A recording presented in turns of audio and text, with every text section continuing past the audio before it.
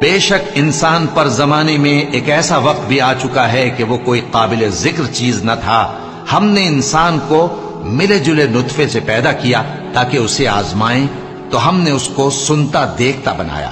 یقیناً ہم ہی نے اسے رستہ بھی دکھا دیا. اب خواہ شکر گزار ہو خواہ ناشکرا. بے شک ہم نے کافروں کے لیے زنجیریں اور طوق اور دہتی آگ تیار کر رکھی ہے. جو نیکوکار ہیں وہ ایسی شراب پیئیں گے جس میں کافور کی آمیزش ہوگی. یہ ایک چشمہ ہے جس میں سے اللہ کے بندے پیئیں گے اور اس میں سے چھوٹی چھوٹی نہریں نکال لیں گے. یہ لوگ نظریں پوری کرتے ہیں اور اس دن سے جس کی سختی پھیل رہی ہوگی خوف رکھتے ہیں، اور باوجود کہ ان کو خود کھانے کی چاہت ہوتی ہے مگر فقیروں اور یتیموں اور قیدیوں کو کھلاتے ہیں، اور کہتے ہیں کہ ہم تم کو محض اللہ کی خوشنودی کے لیے کھلاتے ہیں، نہ تم سے بدلہ چاہتے ہیں اور نہ شکر گزاری.